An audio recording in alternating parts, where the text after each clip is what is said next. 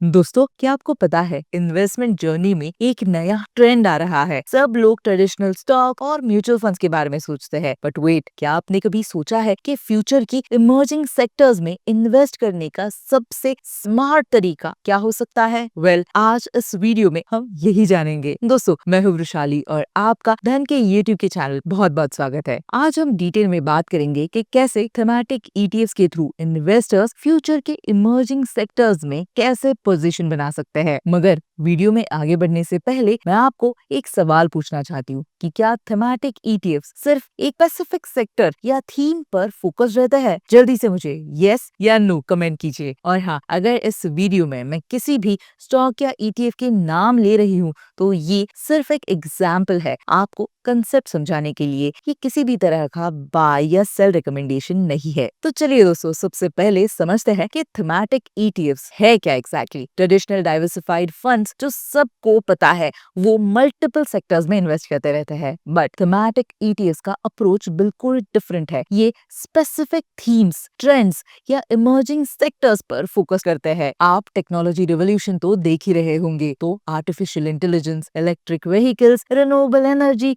ये सब थीम्स है जो फ्यूचर में गेम चेंजर साबित हो सकते हैं। और यही वो जगह है जहां थेमेटिक ईटीएफ्स का रियल मैजिक शुरू होता है। दोस्तों, जब आप इंडिविजुअल स्टॉक पिक करते हैं किसी इमर्जिंग सेक्टर में तो रिस्क बहुत हाई होता है। एक गलत कंपनी चूज कर ली तो पोर्टफोलियो का बहुत बड़ा नुकसान हो सकता है। बट थेमेटिक ईटीएफ्स में डाइवर्सिफिकेशन बिल्ट इन होता है, मतलब एक थीम के अंदर मल्टीपल कंपनीज में इन्वेस्टमेंट ऑटोमेटिकली हो जाती है। इंडिया की डिजिटल ट्रांसफॉर्मेशन का एग्जाम्पल ले लेते हैं। फिनटेक, एडटेक, हेल्थ टेक, ये सब कनेक्टेड थीम्स है। अगर आपको लगता है कि डिजिटल इंडिया का फ्यूचर ब्राइट है तो डिजिटल ट्रांसफॉर्मेशन थीम पर बेस्ड ईटीएफ के थ्रू आप इस पूरी ट्रेंड में पार्टिसिपेट कर सकते हो। टाइमिंग का फैक्टर भी बहुत इंपॉर्टेंट है यहाँ। न्यू ट्रेंड्स आइडेंटिफाई करना और उनके ग्रोथ फेज में एंटर करना, यही स्मार्ट इन्वेस्टिंग है। थेमेटिक ईटीएफ्स के थ्रू आप इमर्जिंग सेक्टर्स में अर्ली मूवर एडवांटेज ले सकते हो। प्रोफेशनल फंड मैनेजर्स जो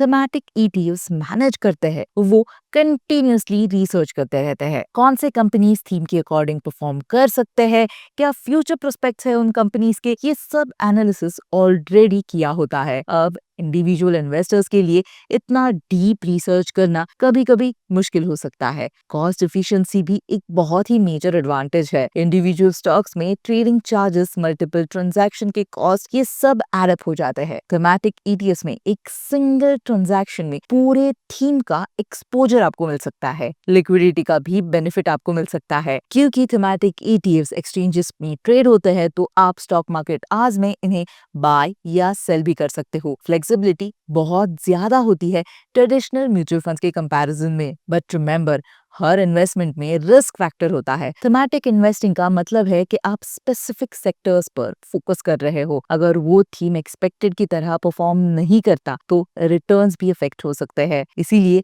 डाइवर्सिफिकेशन इंपॉर्टेंट है अक्रॉस डिफरेंट थीम्स। और अगर आपको देखना है कि कौन कौन से थेमेटिक ईटीएफ्स अवेलेबल है बाय करने के लिए, तो वो आप धन के ऐप के थ्रू इजीली देख सकते हो। तो सबसे पहले आपको होम पर जाना है, फिर यहाँ पर ईटीएफ का ऑप्शन चूज करना है। यहाँ पर आपको कई सारे ऑप्शंस मिल जाएंगे पॉपुलर कैटेगरीज में, वहां पर आप थेमेटिक चूज कर सकते हो। और सिंपली यहाँ पर आप देख सकते हो कि बहुत सारे थीम्स है जहाँ पर आप इन्वेस्ट कर सकते हो। तो सिंपली अगर मैं Tata Nifty India digital ETF इसे चूज करती हूँ तो यहाँ पर आप देख सकते हो कि कंपनीज कौन कौन से है इस ईटीएफ में, और यहाँ पर रिटर्न्स, इन्वेस्टमेंट के रिटर्न्स शॉर्ट टर्म और लॉन्ग टर्म में कितने हैं ये भी देख सकते हो। अब अगर मार्जिन पर आप जाओगे और ऑन एमटीएफ ये क्लिक करोगे तो देखिए आपको एक जो ईटीएफ है इसकी कॉस्ट 92 रुपीज है, मगर आप अगर एमटीएफ के थ्रू लेते हो तो आपको 3.77 टाइम्स लेवरेज मिल सकता है। यानी कि आपको सिर्फ 24.60 रुपीज में आपको ये ईटीएफ मिलता है एमटीएफ के थ्रू। तो अगर आप यहाँ पर बाय विद मार्जिन फंडिंग पर क्लिक करते हो और इंस्टेंट बाय पर क्लिक करते हो तो आपका ये जो ईटीएफ है वो बाय हो जाएगा। वही मार्केट साइकिल्स का इम्पैक्ट भी आपको कंसिडर करना चाहिए। कुछ थीम साइक्लिकल होते हैं, कुछ स्ट्रक्चरल चेंजेस के साथ लॉन्ग टर्म ग्रोथ पोटेंशियल रखते हैं। आपको अपने इन्वेस्टमेंट होराइजन के अकॉर्डिंग थीम सिलेक्शन करना चाहिए। पोर्टफोलियो लोकेशन में बैलेंस मेंटेन करना बहुत क्रूशियल है।